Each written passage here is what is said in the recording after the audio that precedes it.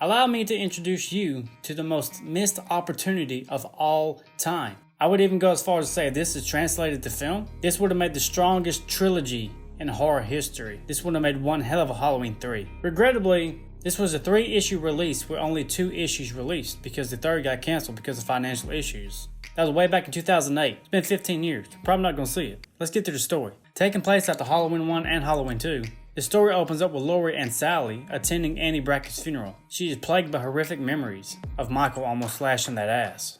I'm gonna slash and gash, cut another hole in your ass. I spill blood on the walls and play tennis with your balls. What if I told you Michael Myers had that dog in him? And after the service, Laurie goes to see Jimmy, who luckily survived the events of the hospital in Halloween 2. Jimmy now suffers from bad seizures, and he's also in his mother's care. This is where we get the first pinch of the Halloween vibes, as we see Michael, once again, taking his iconic mask from a Halloween store.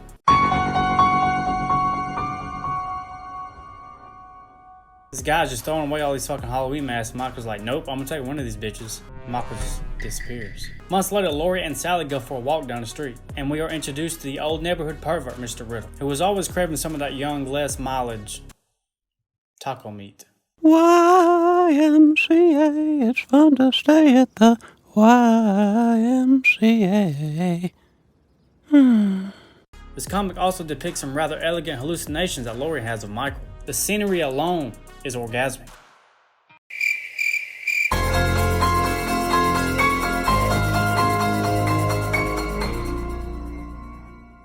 Laurie and Sally then do some drugs. They smoke that loud. It's been revealed that Laurie had been adopted when her parents died in a car accident. Laurie is also in possession of Judith's old diary that depicts Michael's abnormal and very psychotic behavior from a young age. We then see Michael recreate his iconic window scene where he disappears from the clothesline. Do it! Just do it! But what Sally sees is a deceased Mr. Riddle who will no longer be getting it up. Stop it. Get some help. They run out of the house. Laurie's caught mid-run by none other than Dr. Loomis. Yes. Issue 2. Laurie has problems, but these illustrations are so beautifully depicted. This sets a much darker tone for the second issue. The first page really sets the tone of having Laurie looking in the mirror, only to reveal the face and the mask of Michael fucking Myers.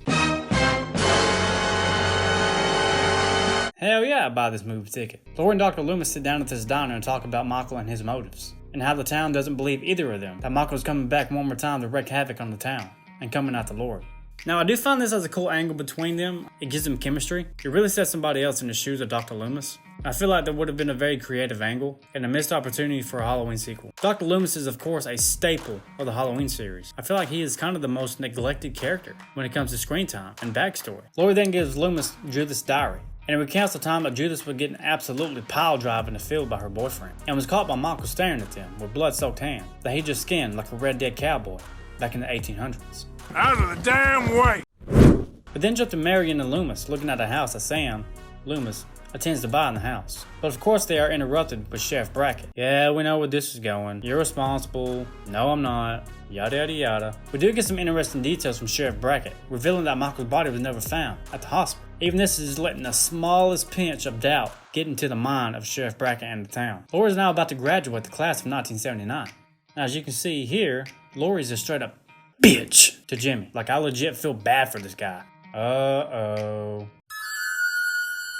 She then has an anxiety attack and hallucination of her dead parents. Holy Jesus. Only to come back to see that Michael is gone. We cut back to Loomis and Marion and Loomis' new house. Marion asks Loomis why he didn't go to Laurie's graduation. Sam replies, because the town would have turned on me. In a shocking revelation, Dr. Loomis believes that Michael will successfully kill Laurie very soon. One cool thing about this, it gives you a reasoning behind the title. He has stated that Laurie has died already under the name Cynthia Myers and was declared dead with her parents in a car crash when she was just a baby. We then cut to Laurie going to a party where her and Sally's doing some. Laurie is now apparently higher than my parents' disappointment when I was born and has to go outside to catch some air. However, Sally's about to go catch some venereal diseases because she is literally about to run train with these guys in the next room. Okay. This is where I feel like people is going to be divided. Michael appears behind Laurie. Michael now has a different costume. Before we get into all this, let me explain the pros and cons about this. Pros. This is a huge homage to the original idea of the 1978 film and Michael Myers' original attire. Yes, before the William Shatner mask was converted to be Michael Myers, he was literally going to be Emmett the Clown, which They have sprinkled some of this throughout the franchise, especially in Halloween 4, the 1963 opening. You have this spread out through the series. It proves that Michael Myers actually has some intelligence. Thought about this plan of going through this party of literally blending into the crowd, so he won't be noticed. But in this sense, at least he's not a mindless, unstoppable idiot that just hides in the shadows for every 10 or 40 years. I feel like this brings a new aspect to Michael and how he can get creative, and it really adds to his predator sense if he wants to fucking kill you. Cons, number 1. It's not the fucking Michael Myers mask. So after a close call with Emmett the Clown, Michael Myers, Laurie escapes, runs outside, and we see this beautifully depicted. I'm talking about beautifully depicted. Now I envision this scene right here. I will give you a close-up of this really vintage 1978 vibe. There's no music. All you see is a POV shot of the shadows, her looking for Michael. All you hear is crickets in the background. She is frightened. The suspense is there. You're like, oh my god, where is he? And here comes Michael Myers in the car to flatten this bitch. We then get one last backstory about Laurie and her real parents whooping her ever-loving ass to make sure she forgets about Michael. She's starting to see some of these repressed memories of hers. She once again escapes the attack, only to realize that Michael Myers is not pulling up to Jimmy's house. In a last attempt to stop Michael Myers killing her boyfriend, not boyfriend, Laurie throws a rock in the window, but Michael snaps his fucking neck and fucking decimates him and chokeslams him through a table.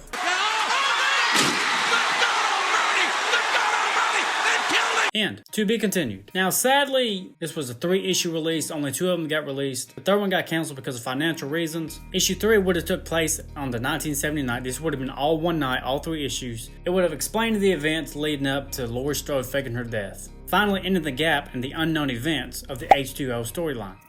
I hope you guys enjoyed this. I really hope to see you again. Till next time, adios. If the phone rings, don't answer the call. It's gonna slit your throat, fuck you like a goat, peel your foreskin off, and make a winter coat. Peace.